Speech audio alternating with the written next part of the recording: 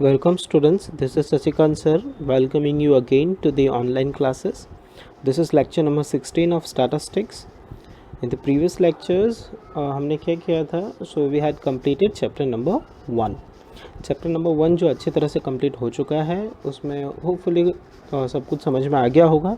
अगर कोई डाउट हो, जो कि होंगे ही होंगे, तो वो डाउट्स जो है face to face counter question अगर किया जाए तो उसे सॉल्व किया जा सकता है बहुत इजीली. उसके लिए मैं सेपरेट वीडियोस जो है कोशिश करूँगा अगर आपके डाउट्स हो बनाने की, लेकिन आई डोंट थिंक कि पॉसिबल हो पाएगा, बट फिर भी will try. Okay, let's focus on today's lecture. Today we are going to start the new chapter. The name of chapter is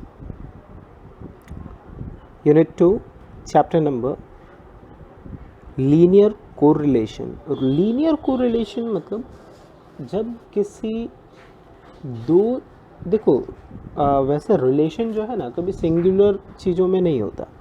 तो रिलेशन के लिए मिनिमम एग्जिस्टेंस जो है दो व्यक्ति की, दो वेरिएबल्स की, या मतलब minimum 2 things are required to make a relation. Yes और no? So here we are talking about the linear correlation. So it's but obvious we are not talking about the human relation. So what we are talking about? We are talking about the relation between variables. हाँ, कि अलग अलग variable के बीच में कैसे relation होता है, ठीक है, वो हमें इस चैप्टर में स्टडी करना है. अब जैसे कि एक एग्जांपल देता हूँ कि दो अलग अलग वेरिएबल के बीच में रिलेशन कैसे. तो देखो जैसे कि समर है, ये अभी जो हाल फिलहाल मौसम चल रहा है ये समर का है. तो समर ये एक वेरिएबल हुआ, टेम्परेचर एक वेरिएबल हुआ, and sale of air conditioner है तो ये दूसरा वेरिएबल हुआ. Temperature and sale of air conditioner. आपको क्या लगता है इन दोनों के बीच में कोई रिलेशन है या नहीं? गर्मी बढ़ेगी, ठीक है, तो एयर कंडीशनर की जो सेलिंग है वो इंक्रीज होगी या डिक्रीज होगी? हाँ, तो बट ऑब्वियस है, एज यू नो क्या होगी, इंक्रीज होगी. सिमिलरली अगर मैं बात करूँ winter and sale of woollen cloth, winter and sale of woollen cloth, आपको क्या लगता है इनके बीच में रिलेशन है या नहीं? सो बट ऑब्वियस है. जैसे जैसे विंटर जो है वो बढ़ने लगेगा वैसे वैसे वुलन क्लोथ की डिमांड जो है वो भी बढ़ने लगेगी, तो उनके बीच में भी रिलेशन है. ऐसे बहुत सारे एग्जांपल्स हैं हमारे जनरल लाइफ में जो कि जुड़े हुए हैं, तो उनके बीच का रिलेशन फाइंड करना जिसे हम कहेंगे कोरिलेशन. आइए देखते हैं मीनिंग ऑफ कोरिलेशन.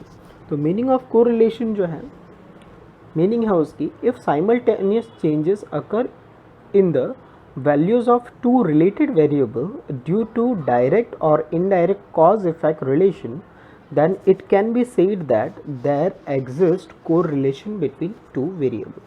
कहने का क्या मतलब है? simultaneous मतलब एक साथ. if simultaneous changes occur in two different variable due to cause and effect relation or due to some direct or indirect cause and effect relation, मतलब दो अलग अलग वेरिएबल के बीच में अगर एक में चेंज हो रहा है तो दूसरे में भी चेंज हो. हाँ, एक में अगर चेंज हो रहा है तो दूसरे में भी चेंज हो, तो हम ऐसा कह सकते हैं कि दोनों के बीच में कोरिलेशन है. दोनों के बीच में कोरिलेशन है. अब जैसे एग्जांपल लें मैं दूसरा, जैसे number of vehicle and number of accident, क्या लगता है दोनों के बीच में रिलेशन है या नहीं? बट ऑब्वियस है, व्हीकल जैसे जैसे बढ़ेंगे एक्सीडेंट्स भी बढ़ने लगेंगे. तो अगर व्हीकल की जो संख्या है अगर वो बढ़ती है तो क्या होगा, एक्सीडेंट भी जो है वो ज़्यादा होने के चांसेस हैं. इसी तरह से अगर बात करें winter and sale of ice cream, तो रिलेशन है. सर्दियाँ जैसे जैसे बढ़ती जाएगी आइसक्रीम का सेल जो है वो वैसा वैसे घटता जाएगा, है ना, कि सर्दियों में आइसक्रीम की सेलिंग जो है बहुत कम होती है. अगर इसी का रिवर्स एग्जांपल ले दो, summer and sale of ice cream, yes, जैसे जैसे समर जो है पीक पॉइंट पे जाता है, या फिर जैसे जैसे हम कहें कि टेम्परेचर जो है बढ़ता जाता है, तो लोग जो है कोल्ड आइटम्स, ठंडी चीज़ें जो है ज़्यादा पसंद करते हैं, तो उनके बीच में रिलेशन है.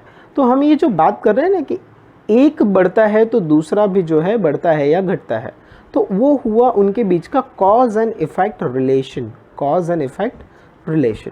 तो मीनिंग होपफुली आपको समझ में आ गई होगी. अब मीनिंग को एक बार मैं फिर से रीड कर रहा हूँ. If simultaneous changes occur in the values of two related variable due to direct or indirect cause effect relation, then it can be said that there exists correlation between two variables. Okay, examples ये जो लिखे हुए हैं like rain and production of wheat, demand and price, altitude and level of oxygen, summer and sale of ice cream, etc. तो ये सारे जो हैं इसके examples हैं. Okay, so hopefully you have got the point. We are moving to the types of correlation. देखो इसमें 5 types मैंने मेंशन किए हैं. नॉर्मली इसके 2 ही टाइप होते हैं. एक होता है पॉजिटिव कोरिलेशन, दूसरा होता है नेगेटिव कोरिलेशन. फिर पॉजिटिव के 2 टाइप है और नेगेटिव के 2 टाइप है. और एक होता है जब कोरिलेशन ना हो तो उसको भी मैंने एक टाइप दिया हुआ है. तो नॉर्मली कितने टाइप के कोरिलेशन होते हैं? पॉजिटिव कोरिलेशन और नेगेटिव कोरिलेशन. एक बार समझा देता हूँ पॉजिटिव कोरिलेशन और नेगेटिव कोरिलेशन क्या होता है. See positive correlation means if the direction of change are in the same direction. If the direction of change are in the same direction, मतलब जो 2 वेरिएबल हैं दोनों में जो चेंज है अगर वो सेम डायरेक्शन में है, ठीक है. जैसे कि अगर मैं बात, एक अगर बढ़ रहा है तो दूसरा भी बढ़ रहा है तो ये सेम डायरेक्शन हुआ. एक अगर घट रहा है और दूसरा भी घट रहा है ना, तो वो भी सेम डायरेक्शन हुआ. जैसे कि ये एग्जांपल लेते हैं. एग्जाम्पल में हम क्या लें, जैसे कि हाँ, winter and sale of woollen cloth.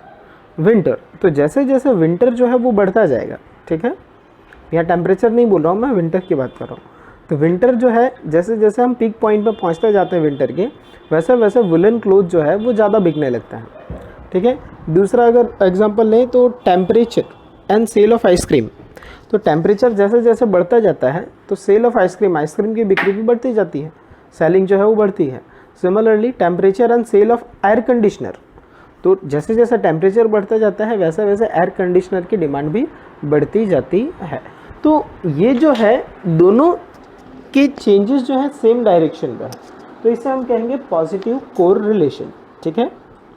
इसी तरह से हम अगर दूसरे एग्जांपल लें, अगर दोनों के चेंज जो है डाउनवर्ड डायरेक्शन में हो, घट रहे हो, नीचे आ रहे हो, तो भी हम उसे पॉजिटिव कोरिलेशन ही कहेंगे. Is that clear? ओके. अब नेगेटिव क्या होता है? अगर अपोजिट चेंजेस हैं, अपोजिट डायरेक्शन में चेंज हो रहा है, मतलब कि एक इंक्रीज हो रहा है और दूसरा डिक्रीज हो रहा है, तो हम उसे कहेंगे नेगेटिव कोरिलेशन. से for example altitude and level of oxygen, कि जैसे जैसे हम ऊंचाई पे जाते हैं वैसे वैसे ऑक्सीजन का लेवल जो है डिक्रीज़ होता है. तो क्या हुआ, एक इंक्रीज़ हो रहा है, पहला वेरिएबल एल्टीट्यूड जो है, ऊंचाई जो है वो इंक्रीज़ हो रही है, और जो दूसरा वेरिएबल है वो डिक्रीज़ हो रहा है, मतलब लेवल ऑफ ऑक्सीजन डिक्रीज़ हो रहा है. तो उसे हम कहेंगे नेगेटिव कोरिलेशन, ठीक है. तो पॉजिटिव और नेगेटिव कोरिलेशन होपफुली समझ में आ गया होगा. अब हम 1 बाय 1 चलते हैं. Perfect positive. परफेक्ट पॉजिटिव का मतलब है कि दोनों की जो चेंजेस हैं सेम डायरेक्शन में होना चाहिए और सेम प्रपोर्शन से होना चाहिए. If changes are in the same direction and in same proportion then that is called perfect positive correlation. Partial positive correlation, if changes are in same direction but not in a same proportion, then it is called partial positive correlation. Perfect negative correlation, if changes are in opposite direction with same proportion, that is called perfect negative correlation. Partial negative correlation, if changes are in same direction, if changes are in opposite direction but not in a same proportion, that is called partial negative correlation. Lack of correlation, अगर आप determine ही ना कर सको, decide ही ना कर सको कि changes कैसे हैं, कौन सी डायरेक्शन में है, क्या है, तो उसे हम कहते हैं lack of correlation. So these are the 5 types basically. इसे हम अलग से मेथड वाइज समझने वाले हैं. आगे चलते हैं, कितने मेथड्स हैं हमारे पास, कितने मेथड्स अवेलेबल हैं कोरिलेशन के स्टडी के. So methods of studying correlation. So in this chapter we have 3 methods. Scatter diagram method, Karl Pearson's product moment method, this method is most IMP method, and Spearman's rank correlation method. So we have 3 different methods: scatter diagram method, Karl Pearson's product moment method, and Spearman's rank correlation method. So hopefully you have got the point. Okay. So आज के लिए इतना ही इस lecture में. इसके बाकी का जो हम मेथड वाइज जो है वो नेक्स्ट लेक्चर से समझना स्टार्ट करेंगे, ठीक है. सो तब तक के लिए thank you. Stay home and stay